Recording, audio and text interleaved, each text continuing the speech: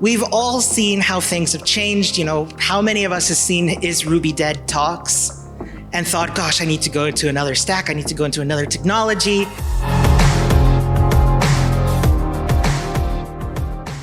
Another big important theme is how we are in this environment that moves fast. Even if sometimes we say in Ruby or Rails that we like that we are not moving as fast as other frameworks, still we are moving fast and we should move fast in various directions. And I think Carmen is the best fit here to talk about this kind of subject. So I'll invite Carmen here on the stage with a big round of applause. What a kind introduction. I'm so grateful, and I'm so grateful to be here with you. How are we doing today?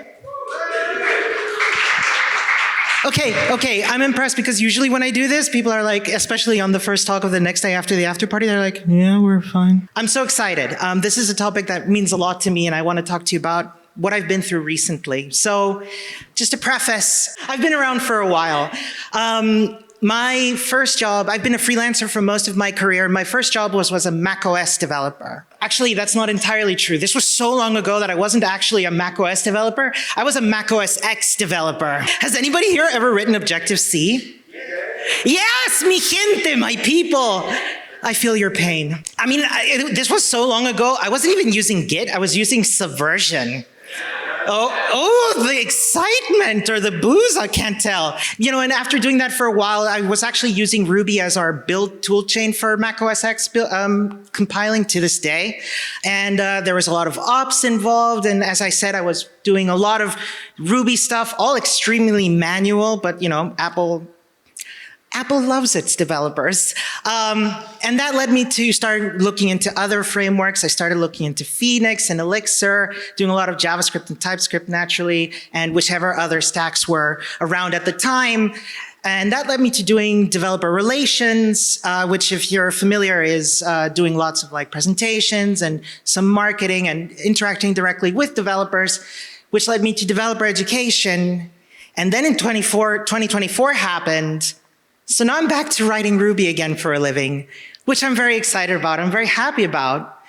And I got to tell you, things feel different these days. I've been through a couple of job hunts, and I've been around for a while, as I said, and it's rough. Would you agree? Yeah. So I want to talk to you about how I'm leaning into my versatility as a Rubyist, as a technologist, as a human being. But in order to do that, I'm going to introduce myself first. Hi, my name's Carmen, pronoun she, her. I've been living in Austria for long enough for me to not feel responsible saying I'm from Chile originally. And as said, I'm freelancing, doing lots of community stuff. I'm helping run the Queer.js community in Vienna, and as well as helping out with the Vienna Ruby community whenever possible. And community really means a lot to me, and it's sort of helped me in my journey as a versatile technologist. So let's start by asking ourselves, what is versatility? And I'm not going to do the thing where I, just pull up a dictionary definition. First, I want to give some context, because you're probably thinking of more in the context of generalists versus specialists. We've heard of generalists, right? Folks who have a wide range of diverse skills, perhaps not all that deep. We've heard of specialists, which is kind of the opposite, folks who have a strong focus on one of those skills and specialize in it. But you might have also heard of the T-shaped technologist. Have we heard of the T-shaped technologist? Can I see some hands? Yeah, a good amount of folks, which is kind of a mix of the two, right? You have a breadth of generalist knowledge as well as an area of specialization. You could think of it as a jack of all trades, master of none. Have we heard this saying before? Did you know that it's incomplete? Oh, yeah. Plot twist number 1. So the full saying actually goes, jack of all trades, master of none, but oftentimes better than master of one. And I like this because, and there's a couple of these where you learn later the full saying and it's the complete opposite meaning. I have good news. This talk is about none of that. And I also lied to you earlier. Let's look at the dictionary definition of versatile. And it's a person who can adapt. And I think adaptability is its own really important strength that goes beyond being a generalist or a specialist.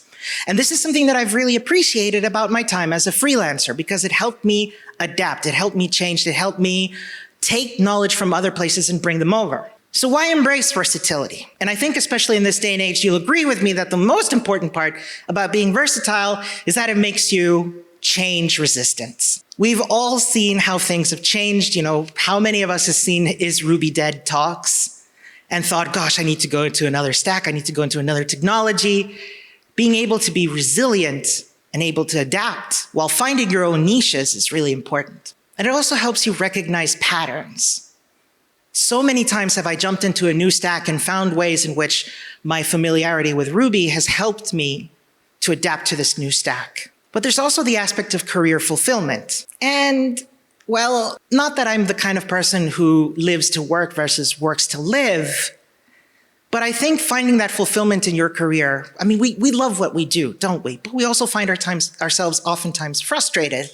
And I find that being versatile helps us stay motivated. And I think one of the most important fundamentals of being versatile is those fundamentals, because we've seen it. Lucian was talking about this earlier, especially in Ruby and other stacks, tools come and go quickly, especially if you're in the JavaScript world. Frameworks come and go quickly. If you've ever seen if you've ever seen some of the more, let's say, contentious tech YouTubers, you know that best practices come and go quickly, but fundamentals never change. Well, okay, that's not exactly true. Fundamentals move much slower. They echo.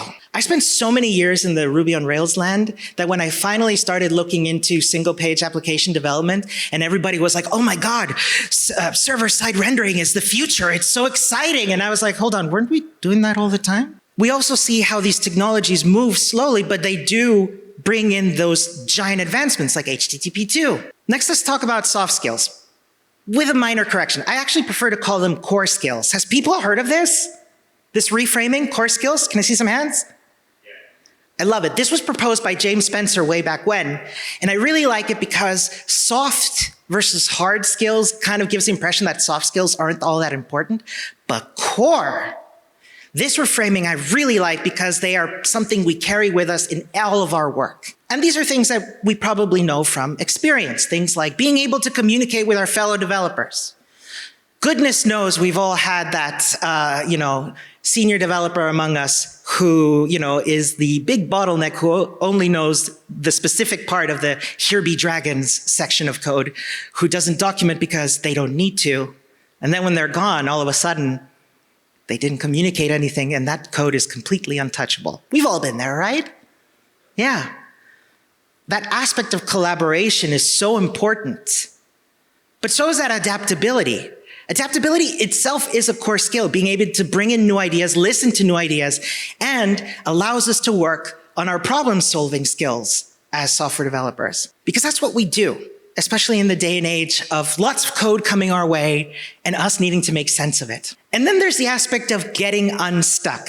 Can I see some hands? Who's gotten stuck while coding before? Now can all the liars put their hands up? I'm kidding, I'm teasing. I get stuck myself a lot. And one of the most important core skills I had to learn myself was learning to ask for help. Who here has an easy time asking for help? Gosh, it must be nice. Because I had to learn a heuristic myself. I was like, okay, because you have to find this tricky balance of like, hey, am I holding the team back by taking too long on this feature because I'm stuck? But am I asking for too much help and therefore holding the team up? So my heuristic is 30 minutes. After 30 minutes, I open Slack. And that's a core aspect of learning as well. We sometimes take learning for granted, especially given that things are changing and technology moves. It's kind of a lifelong learning, isn't it? I mean, personally, I prefer to call it career-long learning because there's more to life than technology. And we have to take that learning to learn aspect of it. So now we're going to talk about the, learning science. Who here's heard of constructivism? Ooh! Couple people, love it. This was something that was proposed in early childhood development related to technology by Jean Piaget. I hope I pronounced that correctly. It did sound fancy. Scientists who studied a lot this and brought forward this concept of constructivism, which posits that knowledge is built upon existing knowledge. We learn best when we actively, like Lego bricks, construct our own knowledge. But later on, especially when teaching children to code, came the concept of constructionism. Not the same as constructivism. Who here has heard of constructionism? No hands? Ooh, I get to introduce you to it. Now, this was brought forward by Seymour Papert? I'm going to go with Papert. You might know Seymour Papert because he was the original inventor of Logo. Anybody here know Logo? The turtle that you code to draw? Yeah, that was this guy. And he proposed constructionism as a notion of constructivism plus learning by doing, which says that learning happens especially joyfully in a context where the learner is consciously engaged in constructing something, an entity. Learning by doing, essentially. Have any of you all read this book, The Programmer's Brain by Feline Hermans?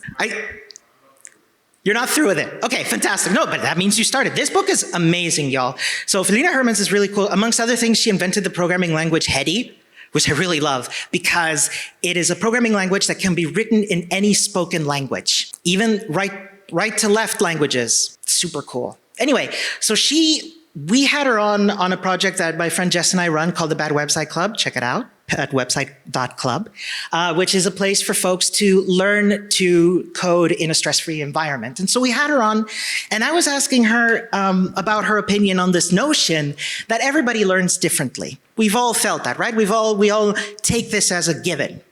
But she says that's actually been debunked. We start with the same patterns for learning. However, given prior experience, privilege, and so on and so forth, our methodologies change over time, but the fundamentals of learning are the same. So I like to think that always being open to change is important. Who here loves making mistakes? Yes, I see a good amount of hands, myself included. I love making mistakes because it shows folks. It not only is it important for us to acknowledge when we make mistakes so that we can learn and get better, one of the most important things I ever learned was that when making mistakes, I also show folks who are less further along in their career that it's totally okay to make them. That aspect of mentorship is very important to me, sharing your learning and knowing when to be mentored yourself at any point in your career. So, who here loves spending time on orange websites or others, hearing about the latest and greatest in technology? That's a lot of y'all. I admire your tenacity. I find this curse of the new and shiny to be so stressful when I'm just trying to do my work and survive. And I think it's important to be conscious of when you're doing it too much to the point that it's distracting from your career. And one of the most important parts of being a lifelong learner is networking. And I don't mean that in the sense of the two stuffy businessmen exchanging business cards. I'm talking about what we're doing here right now. I'm networking with all of you. You're networking with each other. We're creating these connections and learning from one another. And I mean, it's a conference. It's a community conference. That's why we're here, right? We're here to learn. But what about the opposite of versatility? What is the opposite of being versatile? Let's look at that dictionary definition again and expand it just a touch. So two antonyms or opposites are inexperienced and limited, which I found interesting. Is being limited bad? As humans, we of course have our limits, which I believe do not limit us as humans. I think acknowledging those limits and knowing which boundaries to push and where we can make ourselves better is the key part there in making ourselves more versatile. So I'd like to take that quote from the beginning and talk about this notion of being a jack of all trades and the master of adaptability. By building a strong foundation of core concepts, cultivating essential core skills, and adopting a strategic approach to staying updated, I feel like you can turn yourself from a cog in a machine to a versatile architect of your career, embracing challenges, honing our skills, and becoming the future-proof technologist we aspire to be. Finally, we need to address one thing, AI. Who here is excited about it? Cool. I'm not here to I'm not here to say super positive things about AI. I'm not here to say super negative things about AI. If you want my personal opinion here on stage, unfortunately, my mother taught me that if I have nothing nice to say, then I shouldn't say anything. I'm teasing. A lot of people are scared about AI. Is anybody here scared about the future and AI and what it's going to do to us? Yeah?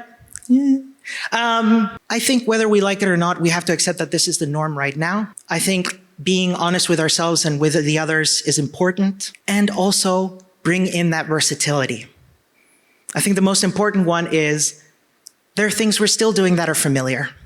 We're still reading code, we're still adapting excellently written code, and we can still be versatile even if the game changes. Folks, it's been an absolute joy talking to you today, and I wish you a wonderful rest of the conference. Thank you very much.